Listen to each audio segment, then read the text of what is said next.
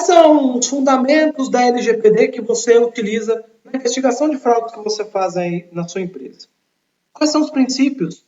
Qual é a base legal que você aplica? Quanto tempo você armazena essas informações?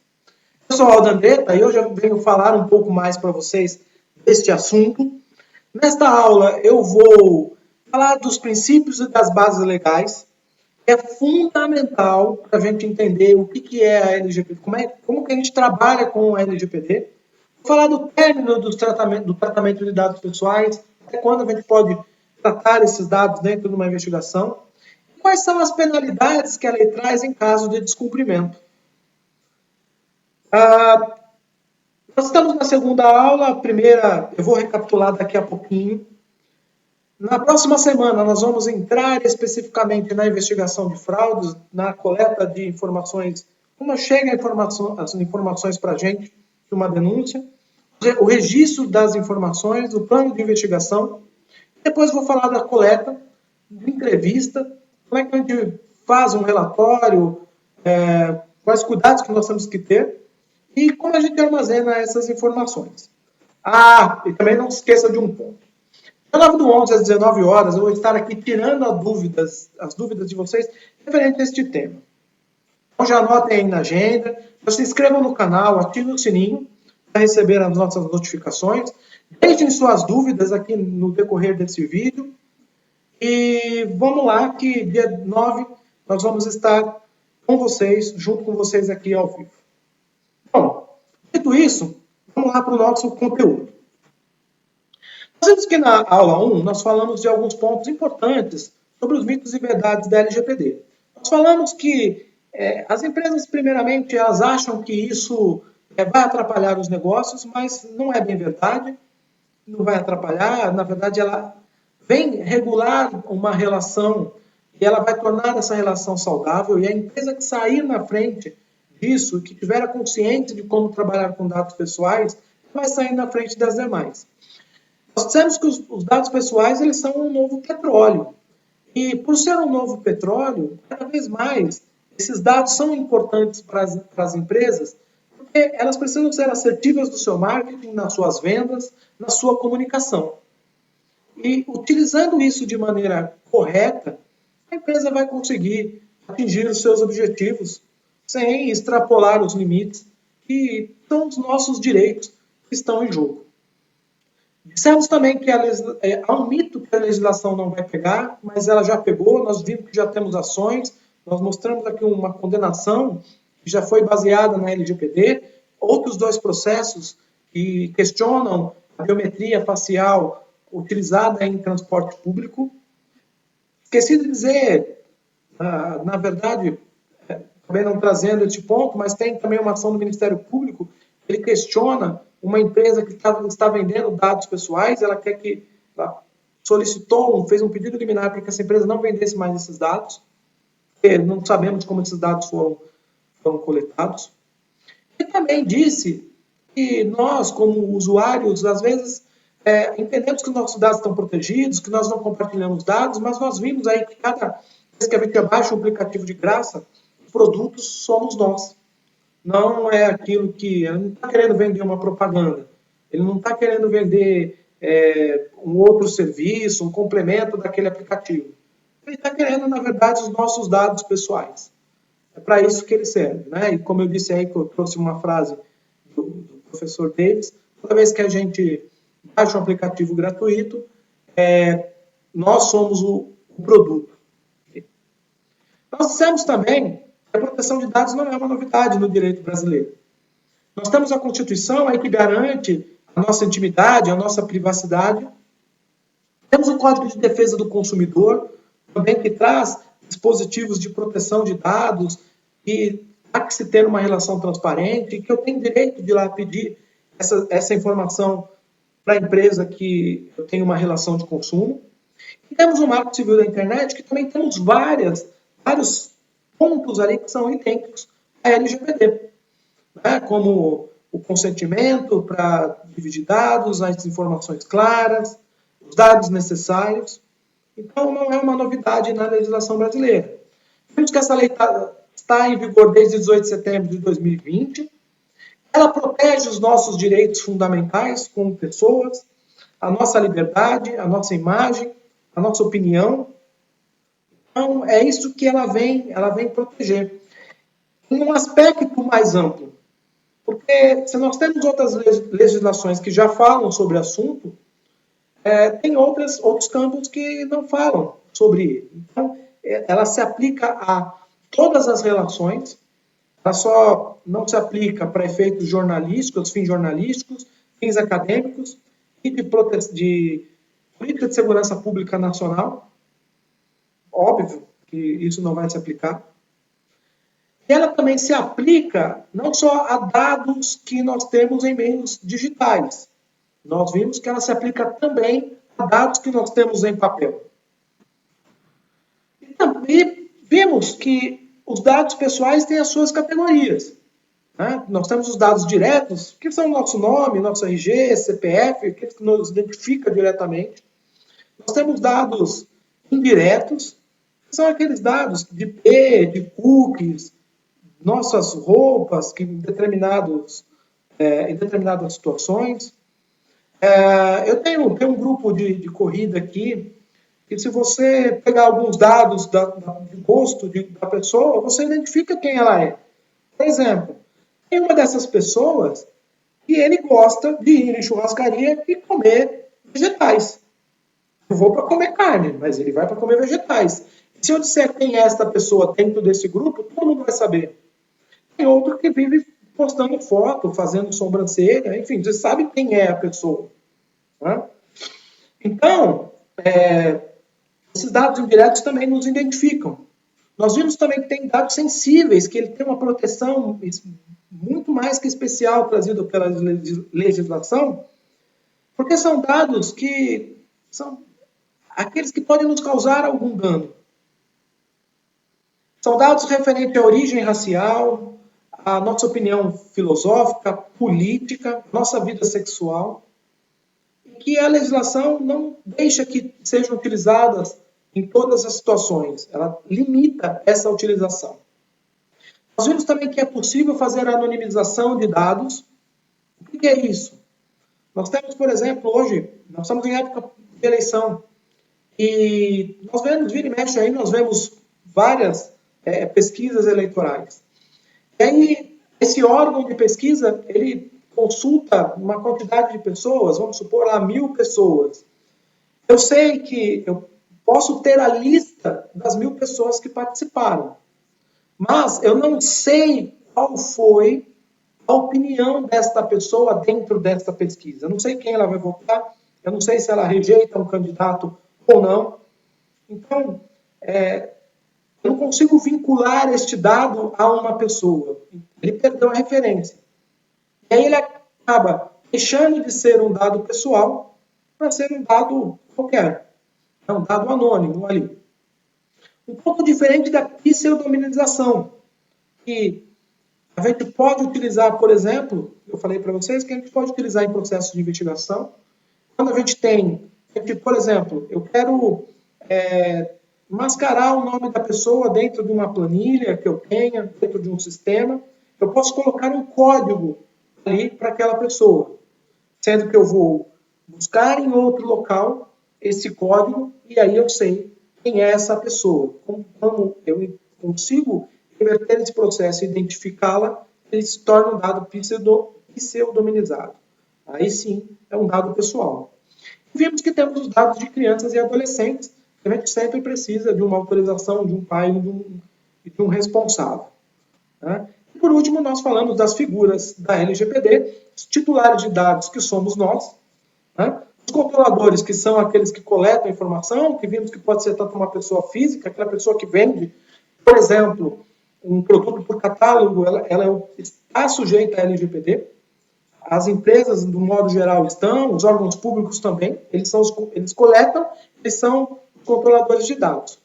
Vimos que também há a figura do operador, pode ser aquela empresa terceirizada de TI que processa os dados em nome do controlador. A empresa de contabilidade, muita empresa pequena manda os dados de seus funcionários, dos seus impostos, para fazer o processamento dele dentro dessa empresa de contabilidade. Esses são operadores de dados. Eles, assim como o controlador, eles também são responsáveis por esse tratamento. Nós temos também a figura do encarregado de dados, que ele é o que vai fazer a comunicação entre o titular de dados, a empresa e a Associação Nacional de Proteção de Dados. Ele é responsável também por disseminar a cultura de privacidade dentro das empresas e também algumas outras funções aí que ele pode acordar junto com o controlador. E nós temos a ANPD, que é a Associação Nacional de Proteção de Dados, que é o órgão que vai regular e fiscalizar a legislação. Bom, visto isso, a gente vai entrar agora num ponto muito importante da legislação, que são os seus princípios. O que nós vemos lá que nós temos direito à proteção. Nós temos direito de proteger a nossa liberdade, a nossa opinião, a nossa honra. Mas como é que a legislação ela diz que a gente faz isso? Ela tem alguns requisitos que as empresas precisam seguir. Na verdade, eu digo que isso é uma bússola, né, do que fazer quando eu coleto. A partir do momento que eu coleto o dado, vou coletar um dado pessoal, o que eu tenho que fazer? Bom, por que isso é importante? Porque a boa-fé tem que estar presente em toda a relação. A legislação ela é regulada em boa-fé. Todas as relações também são reguladas assim. E sendo assim, para que isso aconteça, para que essa boa-fé esteja presente, nós temos o primeiro princípio, que é o princípio da finalidade. A razão é o porquê que eu estou coletando aquele dado. Vou dar um exemplo aqui, para ficar mais claro. Eu vou até uma loja, me interesso por um produto, uma loja de vestuário, vamos colocar assim. Me interessei por uma camisa e quero comprar a camisa. Quando eu vou pagar, a empresa me oferece para que eu faça um cadastro para um programa de finalidade que ela tem.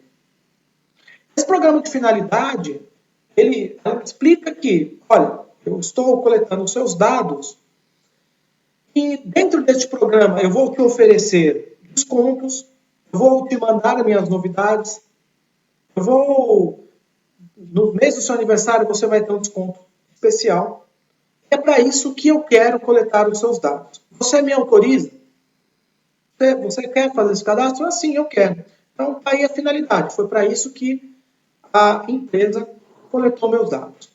Mas ele pode ser usado para outra finalidade? Claro que não. Então, por exemplo, se essa mesma empresa tem parceiros comerciais e ela quer me oferecer serviços, ela entende que para mim é importante, ela não pode fazer isso sem que eu dê o consentimento para tanto. Vamos falar um pouco mais de consentimento lá para frente. Mas ela não pode fazer isso sem que eu autorize que seja feito isso, porque não foi para essa finalidade que ela coletou os meus dados. Ela se aplica, a finalidade se aplica à investigação? É claro que sim. Uma vez que a gente se depara com um fato, nós temos que coletar o dado com aquela finalidade, para fazer aquele trabalho. Eu não posso utilizar para outro tipo de trabalho dentro da área, dentro do compliance, prevenção da fraude, prevenção de perdas. Não posso. Eu tenho que utilizar para aquela finalidade. E nós vamos ver na próxima aula que isso tem que ficar muito bem documentado. E é claro que isso tem que ficar muito claro o porquê que ele está sendo coletado. Bom, falando de um outro princípio aqui, nós temos o princípio da adequação. Ele é muito ligado com o princípio da finalidade. Esse princípio, ele nos diz o seguinte: eu tenho que coletar os dados dentro daquele cadastro que eu estou fazendo na loja, ela tem que coletar alguns dados básicos. Ou seja, ela vai coletar meu nome, meu CPF, meu telefone, meu e-mail, ou um ou outro. Eu posso escolher qual o canal de comunicação que eu quero que aquela empresa entre em contato comigo.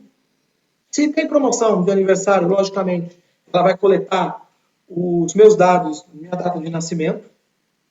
Só. Ela não precisa coletar outros dados. Isso estou falando de uma compra física. Quando a gente fala de compra eletrônica, um exemplo muito legal em compra eletrônica, que é o aplicativo da C&A. Quando você baixa o aplicativo, ele te dá duas opções. Você fazer o cadastro ou você pesquisar o que você quer dentro do site sem cadastro. É livre, você pesquisa.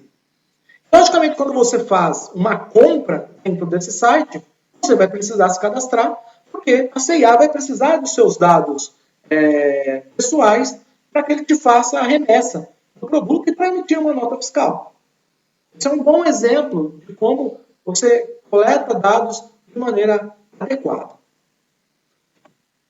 Na investigação é a mesma coisa. Eu tenho que coletar os dados com aquela finalidade e aqueles dados que são adequados para aquilo.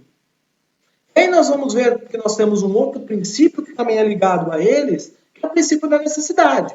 Não posso pegar nada que é excessivo. Os dados têm que ser necessários. Será que eu tenho um banco de dados com um monte de informação, tudo aquilo que eu tenho é necessário? Por que eu vou coletar um dado dentro de uma investigação? Vou dar um exemplo. Eu vou pesquisar chegou uma denúncia de uma falsificação de um recibo.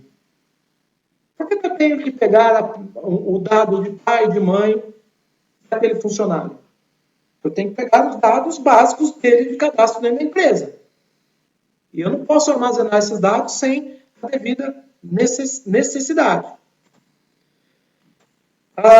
Temos também aqui livre acesso. Também nós falamos um pouco disso, porque o Código de Defesa do Consumidor ele também traz esse princípio, que nós temos direito a uma busca facilitada, nós podemos pedir para a empresa, né, de forma que ela nos dê essa informação do que ela tem, o que ela fez e de quanto tempo ela está tratando e quanto tempo ela vai tratar. Se usado na investigação, o dado, eu tenho que informar o titular de dados que eu estou usando esse dado numa investigação. Vou falar disso um pouco mais para frente, mas ele é um assunto um pouco polêmico e ainda vai suscitar muita discussão. Mas é importante que a gente tenha isso em mente. E mais para frente nós vamos falar, ainda hoje. Bom, falando também dos princípios da qualidade de dados, também nós vimos na primeira aula bastante isso daqui, que os dados têm que estar corretos e eu tenho direito à correção toda vez que ele estiver inexato. Às vezes eu troco de telefone no meio do caminho, a empresa entrou comigo em contato por e-mail, olha, não estou conseguindo falar por telefone. Então, muda o meu telefone aí, que eu mudei de telefone, então o meu novo telefone é esse aqui. Então eu tenho direito a esta correção. A transparência, que tem que estar presente em toda a relação, né? Informações claras, possíveis, acessíveis sobre o que a empresa está fazendo. Ela tem que informar o que ela está fazendo com o dado. Nós temos também o princípio da não discriminação, que a gente usa esse princípio, logicamente, para evitar atos ilícitos, né, abusivos. Nós tivemos um exemplo de uma condenação, há um tempo atrás, de um site de viagens, e ele fazia esse procedimento. É um site da América do Sul, e vamos dar um exemplo aqui, para facilitar, do que ele fazia. Eu quero reservar um hotel em Nova York. Esse hotel, eu vou ficar lá 3 dias, esse hotel custa R$1.000. Eu entro no site de viagens e vejo que esse produto, aqui para o Brasil, na minha localização, ele custa R$1.500. Só que a mesma pesquisa feita na Argentina e no Uruguai, esse hotel custava R$1.000. Eles entendiam que quem estava no Brasil tinha um poder aquisitivo um pouco maior, então cobravam mais. Aí o PROCON veio e falou, não, você não vai fazer isso, você não pode fazer isso. E aí multou a empresa, teve uma multa pesada em relação a isso. Bom, também temos aqui segurança e prevenção. Na verdade, segurança e prevenção, cada um é um princípio. Eu estou juntando os dois aqui somente para facilitar. Mas a empresa ela tem que atender os princípios básicos de segurança. Falei para vocês lá na primeira aula que a padaria, que é pequenininha, que coleta poucos dados, ela tem que ter um mínimo de segurança, né? Não vai ter que ser uma segurança igual de uma grande empresa que trata um volume enorme de dados, mas ela tem que ter um mínimo de segurança ali, para que esses dados não se percam, para que os dados não sejam vazados indevidamente. Toda vez que tiver um incidente de segurança, todas as empresas elas precisam comunicar a NPD dentro de um prazo razoável o que aconteceu, mencionar o que aconteceu, o que ele está fazendo, sendo feito para mitigar o problema. Aqui tem um pequeno ponto de discussão, que é o prazo razoável, e isso a gente espera que a NPD ela regule. O prazo razoável pode ser 24 horas, 48, 72, uma semana, um mês, não sei. O que é um prazo razoável? Né? Então, a NPD vai ter que regular este ponto para ficar um pouco mais claro. E também temos o princípio, por último, aqui da responsabilização e prestação de contas. Né? Porque a empresa tem que demonstrar que ela tomou as medidas eficazes para a proteção de dados. E mais uma vez aqui, a lei traz mais uma vez esta palavra, eficácia. Quantas vezes a gente já não viu? Se voltar na aula 1, eu devo ter falado umas 10 vezes de eficácia, de comprovação, e é o que a lei traz. Essa exigência de eficácia. Bom, dito isso, agora nós vamos tratar das bases legais, porque não basta a gente só seguir os princípios da lei, de como eu trato o dado e como eu protejo esse dado. Mas eu tenho que ter um motivo, eu tenho que ter um fundamento do porquê eu estou tratando este dado. E aqui nós vamos também mostrar como é que a gente trata esse dado dentro da investigação. É importante a gente dizer que a base legal ela é aplicada por processo, não pelo tipo de empresa. Voltando ao exemplo, eu tenho uma padaria, ela vai contratar um funcionário. Para fazer esse processo de contratação, ela tem uma base legal. Eu tenho uma empresa de contabilidade. E para fazer a contratação, ela vai usar a mesma base legal. E a grande empresa que utiliza um grande volume de dados, ela também vai utilizar esta base legal, a mesma base legal, para este processo. Agora, existem inúmeros outros processos que são feitos de maneira diferente. E cada empresa, cada modo, qual o fundamento que essa empresa precisa trabalhar com este dado, ela precisa ter a sua base legal. Isso é muito importante. E é uma base legal por processo. Eu não posso falar, então, esse processo eu vou colocar esta base legal, mas também se não der eu coloco esta, e também se não der eu vou colocar essa aqui, né? Então eu vou encaixando. Não, não encaixa, é uma por cada processo. E quais são as hipóteses que a investigação, quais são as bases que a gente usa para o processo de investigação? Eu vou mostrar algumas para vocês aqui, que elas podem ser algumas situações que elas podem ser usadas. Por que é importante trabalhar e fazer essa classificação de maneira correta? A gente pode mostrar aqui no Enforcement Tracker que ele traz as violações à GDPR, ou seja, a legislação europeia. Ele mostra que o primeiro motivo de infração à legislação é a falta de enquadramento na base legal correta. É o maior valor e é o maior, se vocês notarem aqui, ele é o maior número de infrações que foram aplicadas na Europa em decorrência da GDPR. Então, por isso que é importante que, quando a empresa faça um processo, implemente o seu programa de privacidade, ela faça todo o mapeamento de dados, ela aplique nos dados encontrados, se os princípios ali da legislação estão presentes mesmo, o que não for necessário, jogo fora, o que eu precisar de autorização eu peço, e também que o fundamento de utilização desse dado ele esteja correto. É muito importante. Nós vamos ver aqui também que muita empresa vai tomar multa em razão da falta de enquadramento correto. Bom, eu vou falar aqui da lei, eu trouxe aqui só do jeito que está a lei, tá? Não vou falar nesta ordem, mas é só para vocês notarem aqui. O primeiro, por exemplo, é o consentimento, depois vem a obrigação legal.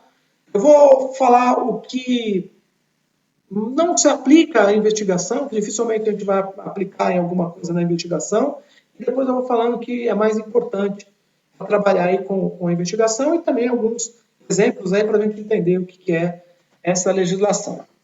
O primeiro, vou falar aqui da proteção da vida em calamidade pública. O terceiro, nós estamos falando de situações emergenciais, e aí isso é um fundamento para, quando aconteça isso, eu poder coletar um dado, identificar uma pessoa, enfim, como situações realmente que a gente tem algum tipo de problema e que não tem como não fazer aquilo sem coletar o dado pessoal, né? No caso de tragédias. Nós temos para a tutela da saúde, e aí fica claro em procedimento realizado por profissionais da área de saúde ou entidades sanitárias, eles podem utilizar esse dado para esse fim. Nós temos também pela administração pública, logicamente, nossos dados estão espalhados aí por vários órgãos da administração pública e eles usam, logicamente, cumprindo lei, cumprindo suas políticas públicas.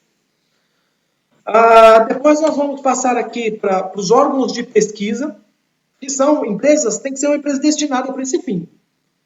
Eu não posso fazer uma pesquisa interna e achar que essa pesquisa interna, eu vou colocar nesta base legal fazendo pesquisa. Não, tem que ser uma empresa destinada para este fim. Empresas que fazem lá as pesquisas eleitorais, as pesquisas várias outras pesquisas, de pesquisa de comportamento, enfim, mas que ela tem que ter esse objeto social. Sempre que possível, garantir essa anonimização desses dados. A proteção de crédito também, logicamente, já é difícil combater fraude em crédito sem dados, com dados, imagine sem, né? Isso, logicamente, foi um hobby das empresas de proteção ao crédito, isso acabou entrando aqui na lei, mas é muito importante que toda vez que uma empresa vai abrir um crédito, a base legal é essa aqui, proteção ao crédito. Eu coleto as informações porque eu estou protegendo aquele crédito contra a fraude, até mesmo eventual inadimplência. Bom, aí nós vamos começar falando depois do cumprimento de obrigação legal, que é algo explicável, mas é importante que a gente tenha ele em mente, né, principalmente aí quando a gente tem os empregados nas empresas. A empresa tem a obrigação legal de compartilhar os dados dele com o governo. Tem alguns programas que agora me fugiu o nome de quais são, mas as empresas são obrigadas a pegar este dado e compartilhar com o governo. Nós temos também o caso de investigação aqui, que é um dos primeiros princípios que a gente pode pensar em utilizar. Quando a empresa tem uma regulamentação obrigatória para cumprir. Por exemplo, eu vou citar o caso de banco. Banco, quando ele precisa, tem determinadas situações que ele precisa lá monitorar os seus funcionários com determinado valor de transação. Isso pode ser aplicado como base legal para este procedimento. Existem outras áreas também que são reguladas e que exigem que as empresas façam uma investigação.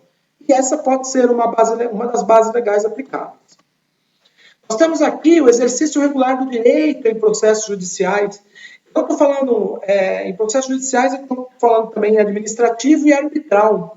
O sentido de administrativo aqui é aquele realizado por órgão público.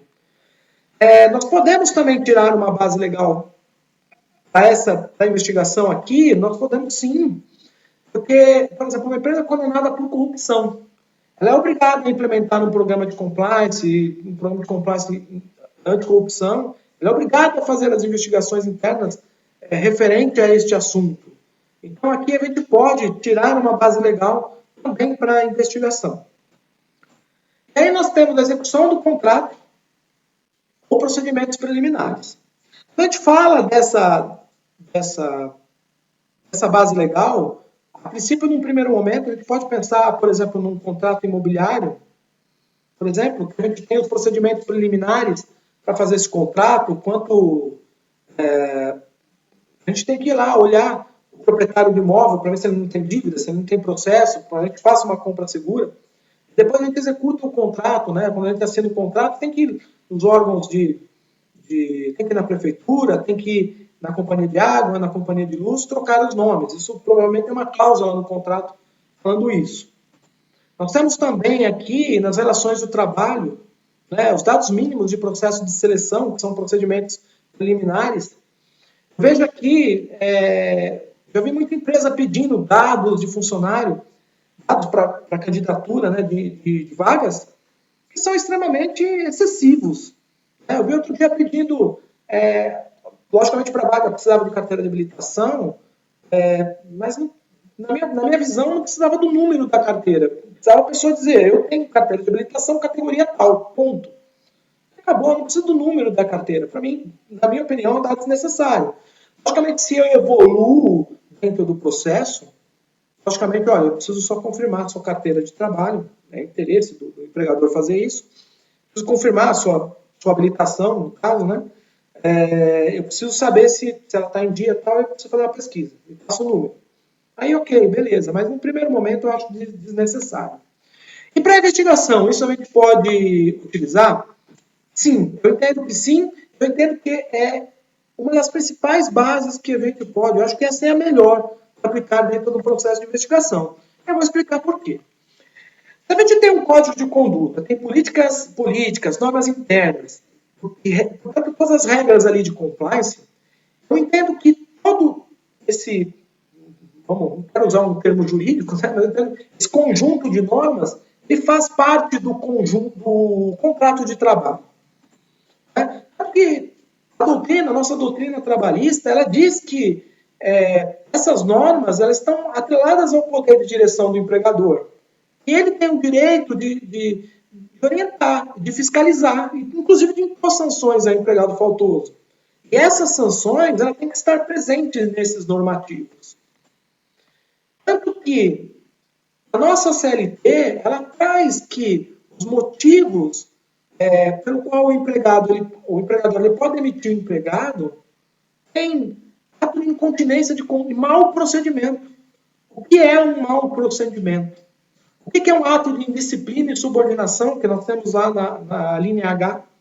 Isso tem que estar descrito nas normas da empresa. E também, para que a gente possa aplicar essa justa causa, a gente tem que ter um procedimento interno muito bem estruturado, justificando o porquê eu estou aplicando aquela penalidade ao empregado. Mas porque a gente vai discutir isso em juízo. Então eu entendo que se nós temos normas internas, se essas normas internas elas fazem parte do contrato de trabalho, nós temos uma legislação que ela, com fundamento nas normas internas, ela permite que a empresa faça uma demissão justificada, e que para essa demissão justificada é necessário que se tenha uma apuração, eu entendo que para a investigação a melhor base legal é essa aqui. Existem outras interpretações e nós vamos ver, mas eu gosto muito dessa aqui e prefiro ficar com essa. Nós temos também um interesse legítimo. E interesse legítimo, na verdade, a gente precisa tomar, de maneira geral, a gente precisa tomar um pouco de cuidado com. Porque muita gente pensa, mas se eu não tenho outras bases legais, eu vou pedir, para mim é interesse, é meu interesse fazer esse trabalho. E então eu vou pegar para fazer os dados aqui destes meus clientes, para fazer um perfil de consumo. Não pode fazer isso. Né? Não pode ter seu uso indiscriminado. Ele pode usar, sim, esses dados para fazer o apoio da promoção dele. Mas ele não pode usar de qualquer maneira. E nós vamos ver o porquê. Quando a gente fala que ele pode usar para o apoio e a promoção dele, existem hoje aí muitas empresas que trabalham, que oferecem cursos. Nós vemos aí LinkedIn, Facebook, né, recebemos por e-mail, enfim, vários cursos gratuitos. E aí, você se inscreveu para aquele curso, você se interessou por ele. Lógico que depois dele tem uma oferta lá, que você entre numa pós-graduação ou com outro curso pago. E depois que você assistiu, você falou, não me interessei, não é o momento, não vou fazer.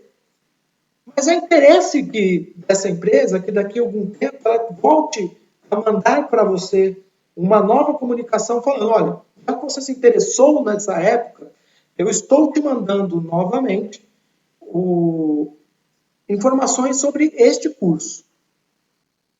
O que ela não pode fazer é, se ela tem outros cursos, mandar outras informações de outros cursos. Ela pode, talvez, manda, talvez, olha, eu tenho esses outros cursos, se você tiver interesse, você entre aqui, né? Mas eu não posso ficar mandando nada específico sobre os outros cursos, porque não foi aquilo que eu me interessei. Não posso mandar. Sobre aquele que eu me interessei, ele tem que me deixar a opção clara no final e destacada lá, falar, olha, clique aqui se você não quer receber mais, não quer mais falar desse assunto. É importante que a gente saiba disso, e quando a gente falou lá no primeiro, a gente recapitulou aqui, que parece que vem para atrapalhar os negócios, não vou poder mais fazer propaganda, pode sim, de maneira correta você pode. As empresas podem trabalhar dessa maneira.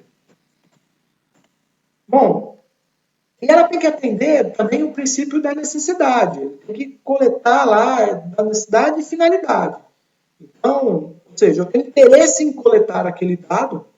Se eu tenho interesse em coletar, porque é para promover a minha atividade, eu tenho que coletar só aqueles dados que são necessários a essa atividade e tenho que garantir também a transparência do que eu estou fazendo. Ainda, quanto ao legítimo interesse, não é obrigatório ter um relatório de impacto de proteção de dados.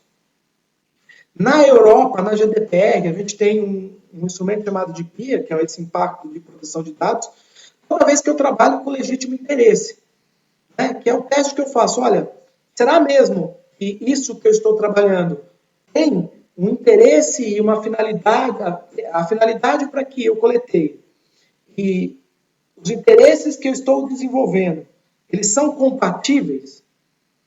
Então, na Europa isso é obrigatório, aqui não é obrigatório, mas é recomendado que se faça, porque a partir do momento que eu tiver um problema, uma fiscalização da NPD, ela vai pedir para que a gente apresente esse relatório de impacto.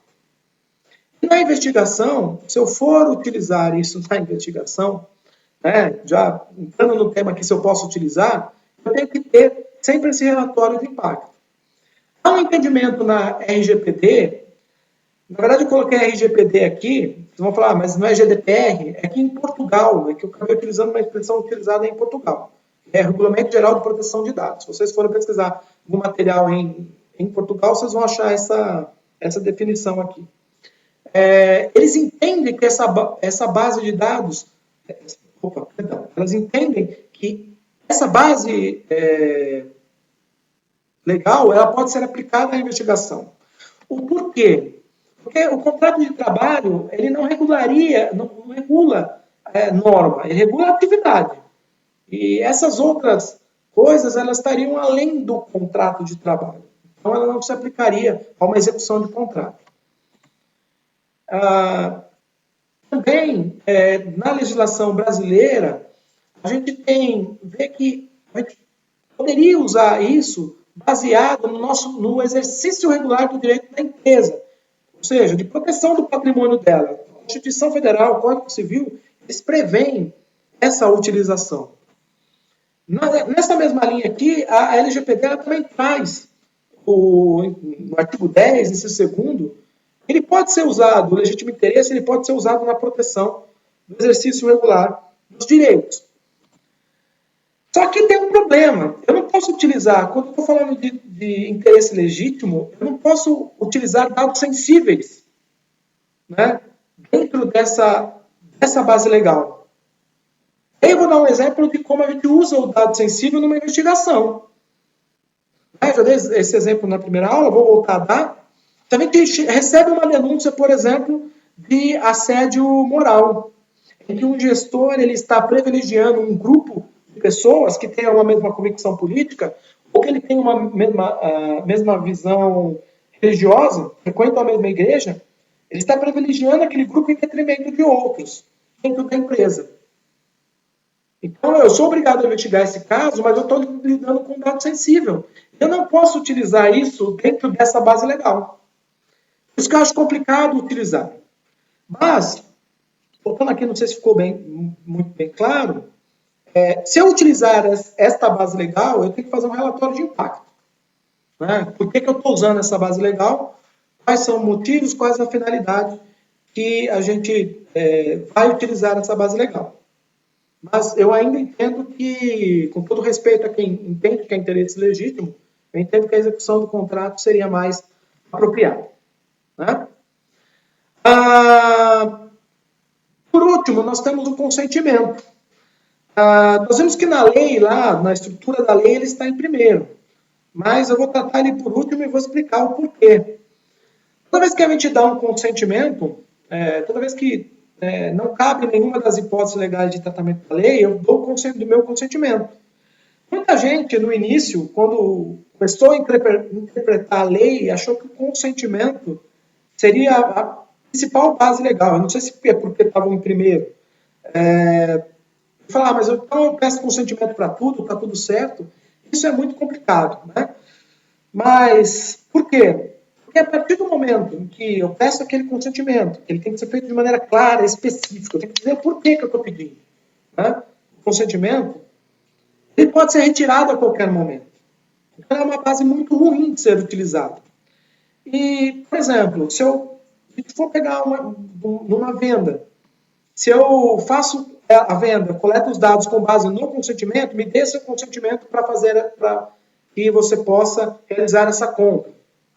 Então, eu dou os dados pessoais, recebo o produto e a partir deste ato contínuo eu peço para a empresa, falo, já recebi o produto, muito legal, retira aí os dados pessoais que eu te dei o consentimento. E como é que fica se eu preciso emitir uma nota fiscal com uma obrigação legal? Né? Como é que fica, por exemplo, se eu precisar trocar o produto? Né? Pô, o produto é defeito, eu preciso trocar. Falei, então, mas eu não tenho seus dados, como é que eu faço? Né? Então, primeiro, se eu peço consentimento nisso e estou falando que eu tenho uma obrigação legal de emitir nota fiscal e preciso dos dados, eu posso não estar sendo transparente com o consumidor. Né? E isso é um outro problema. Né? Relação de emprego, imagine uma relação de emprego, por exemplo, baseada no consentimento. Se o empregado retira o consentimento, no meio do contrato ele fala, olha, eu não vou dar mais consentimento para você tratar meus dados pessoais. Como é que faz o pagamento para ele? Como é que ficam as outras obrigações com o governo, com o plano de saúde, por exemplo, que eu preciso compartilhar dados? É muito complicado utilizar essa base legal. E para a investigação é pior ainda. Imagina se eu for ter que chegar, toda vez que eu recebo uma denúncia, eu chego para a pessoa e falo o seguinte, eu recebi uma denúncia, eu preciso fazer uma investigação e eu preciso dos seus dados pessoais. Se o cara não der, se a pessoa que estiver lá do outro lado falar, não vou dar meus dados pessoais para você fazer nada. Como é que fica? Se a pessoa tiver culpa nisso, como é que faz? Como é que ficam os trabalhos? É muito complicado, porque aí, se você avisa, provas vão ser destruídas, testemunhas vão ser coagidas. Como é que fica a proteção, até a proteção mesmo do denunciante? Como é que ela fica? É muito complicado você pedir um consentimento em casos de investigação. Né? E é importante que a gente diga aqui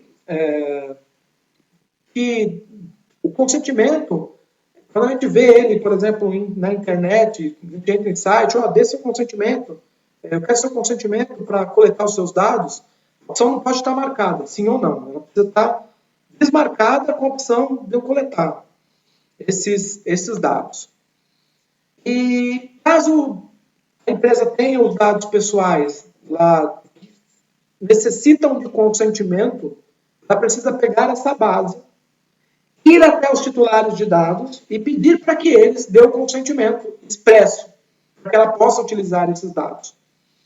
E se eu mando e-mail, mando mensagem e a pessoa não responder, eu posso utilizar esses dados? Não pode, porque você não tem nada expresso. Então, se você mandou e-mail, mandou mensagem, a pessoa não respondeu dando autorização para isso, pega esses dados e descarta, porque você não pode mais utilizá-los. Né?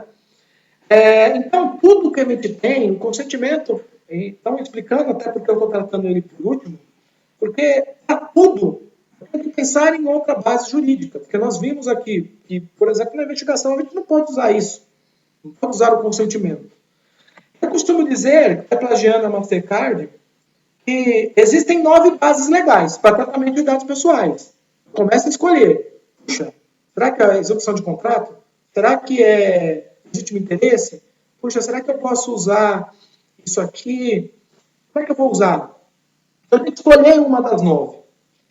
E se eu não enquadrei nas 9, eu tenho consentimento. Então, para 9 bases legais de tratamento de dados pessoais, eu tenho uma base, para todas as outras existe um consentimento. Não achei nenhuma, aplico o consentimento. Bom, então era isso que eu tinha para dizer aqui quanto aos fundamentos. É muito importante que vocês entendam isso e tenham claro qual a base legal que vocês vão usar dentro do seu processo de investigação, dentro do seu processo de compliance, de prevenção à fraude, enfim, dá para aplicar para tudo. E aí, seguindo aqui, nós vamos falar do término do tratamento de dados pessoais, né? Quando que ele termina? O artigo 15 ele disciplina isso, né? Porque alcançou a finalidade, a gente atingiu aquele objetivo. Então, não preciso mais daquele dado pessoal, posso descartar. Numa investigação, por exemplo, se eu terminei e investiguei, eu posso descartar, né? Não é bem assim, né? Eu tratei o dado. Só que, em determinadas situações que a lei diz, eu tenho que guardar esses dados por determinado tempo. Por exemplo, na legislação trabalhista, se no caso acontecer de haver uma demissão por justa causa, eu tenho que guardar o processo por no mínimo 2 anos, que é o prazo que o titular de dados, no caso o denunciado, ele tem para entrar com uma reclamação trabalhista. Se eu tenho, por exemplo, na área civil, eu posso não ter ali pode não entrar com uma reclamação trabalhista nesse prazo de 2 anos. Mas eu posso estar sujeito a sofrer na área civil uma ação por danos morais, questionando aquele fato. São 3 anos. Logicamente, tem que entender se não é uma relação de consumo ali. Estou falando do ambiente interno de empresa. Então, são 3 anos de prazo prescricional para a área civil. E mesmo assim, você deu um estudo jurídico, porque esses 3 anos depende de quando o cara tomou conhecimento, a pessoa lá, tomou conhecimento daquele fato. Se foi no término da investigação e ela foi entrevistada, a gente pode contar aquele prazo ali como uma tomada de conhecimento. Também temos os prazos criminais, né? Tem outros vários prazos aí em que a gente pode utilizar aquela informação num processo criminal, por exemplo. Então, vale a avaliação jurídica de cada caso, né? Para entender o quanto tempo a gente pode armazenar esses dados. Também ele termina quando houver a revogação do consentimento, como nós dissemos, ou até mesmo por determinação da NPD. E nós vamos ver no próximo tópico que uma das penalidades pode ser realmente a exclusão de dados pessoais. E nós também temos a eliminação, né? Como é que se dá isso, né? Então, não significa que terminou o tratamento, então, como eu estava dizendo no segundo tópico lá, que eu tenho que descartar este dado, né? Eu posso ter uma obrigação legal ou regulatória para guardar este dado por um determinado período, né? Os estudos de órgão de pesquisa, eles podem guardar também, ele tratou o dado, fez a pesquisa, tá lá, mas ele pode guardar por um determinado tempo. Até, salvo engano, tem algum ponto na legislação eleitoral também que eles têm que guardar isso por um determinado tempo. Nós temos uma transferência para terceiros, né? Podemos transferir para terceiro, né? Respeitando, logicamente, os requisitos que a lei determina, né? Ou uso exclusivo do controlador, né? Esse uso exclusivo aqui, eu posso pensar, por exemplo, logicamente, desde que anonimizando os dados, ou seja, excluindo os dados pessoais que tem ali, eu posso ter um caso de investigação, por exemplo, que foi um case, que foi aquele caso que resultou sucesso para a área, foi um marco ali. Eu quero guardar aquele caso, eu quero que aquele relatório sirva de exemplo. Eu posso guardar. Logicamente, eu elimino todos aqueles outros documentos desnecessários. Eu posso guardar o relatório. Eu elimino os dados das pessoas que estão ali. Né? Lembrando que dado pessoal não é só nome, não é só matrícula, não é só RG. Nós temos que tomar muito cuidado também. Dado que identifique a pessoa por alguma maneira, né? E nesse caso, por exemplo, pode ser o gestor de uma área, né? A pessoa é gerente de determinada área, então eu vou identificar ele de alguma maneira. Então isso teria que ser apagado. Então, se eu quiser guardar essa informação, eu preciso eliminar todos esses dados pessoais. Mas eu posso fazer. Tá? Bom, e por último aqui, para terminar este módulo, temos as penalidades. Eu vou lembrar aqui que a lei não tem aspecto penal, né? Ninguém vai ser preso por violação à LGPD, a não ser que cometa algum crime por violar alguma outra lei, né, que utiliza os dados pessoais para tanto. E a lei ela prevê algumas penalidades. Por exemplo, a advertência, né, que é óbvio, que você não pode tratar os dados, tome cuidado aí com o tratamento dos seus dados pessoais, você não pode tratar dessa maneira. Nós temos uma multa simples, que ela não é tão simples, que é de 2% do faturamento, até limitados por 50 milhões, frisando que é por infração. Se a empresa cometer 10 infrações, ela está sujeita a 10 multas. Mas eu não acho que a multa ela seja o mais pesado. Né?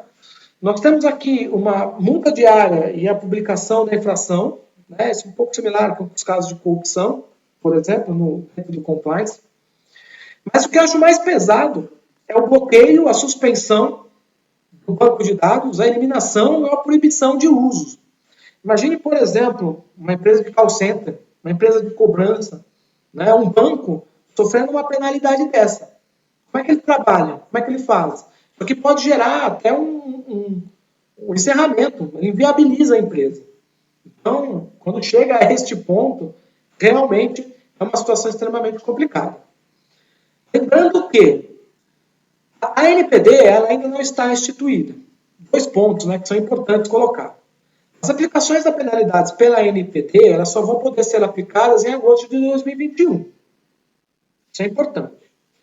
Nós temos também que ter hoje em mente que nós temos o regulamento da ANPD, nós temos os diretores indicados, mas não temos ainda a aprovação do Senado, para que as pessoas comecem a trabalhar efetivamente. Então, nós não temos ainda uma NPD instituída e efetiva. Mas a gente pode lembrar que, como a gente disse no começo, ações individuais elas podem ser propostas, e ela não tem nada a ver com essa penalidade. Outros órgãos, por exemplo, o Ministério Público, o PROCON, eles podem sim aplicar as suas referidas penalidades, os seus devidos institutos, com fundamento nas suas legislações. Então, se uma empresa violar a proteção de dados de seus consumidores, ela pode sim estar sujeita às penalidades daquela legislação, mas é algo parecido e fundamentado aqui com a LGPD. Então é importante que isso fique claro, que nós podemos ver ações aí para frente, mas não vai ser da NPD.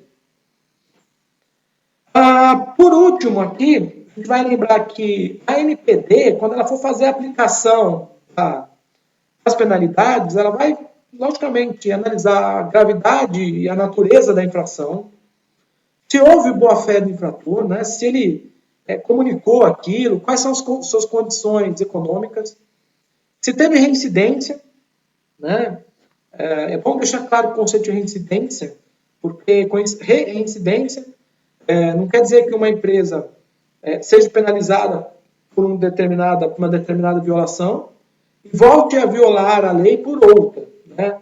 Pode haver uma discussão jurídica, porque reincidência é o mesmo fato. Os mecanismos de procedimentos, o que a empresa fez, o que ela tratou, se ela fez de tudo realmente para evitar que aquele fato ocorresse. E, logicamente, a sua cooperação. Tá? Então, quando ela analisou tudo isso, estão presentes todos esses requisitos, ela vai determinar se ela vai dar uma advertência, uma multa, vai bloquear os dados, é isso que ela vai fazer. Bom, gente, é isso que eu tinha para falar de vocês hoje. Acho que eu já falei, consegui dar um overview aqui de tudo que é da LGPD, que é importante para o trabalho de investigação. Vou voltar no próximo tema aí já falando mais de investigação e aplicando a LGPD a este processo. Se vocês ficaram com dúvida, deixa aqui no canal, deixa aqui seus comentários. Se gostaram, curta o vídeo, se inscreva no canal para receber as nossas notificações. Os contatos também estão aqui, se vocês quiserem entrar em contato comigo, fiquem à vontade para entrar em contato, que eu respondo a todos vocês aqui. E era isso, um grande abraço, muito obrigado pela atenção de vocês aí. Até o próximo vídeo.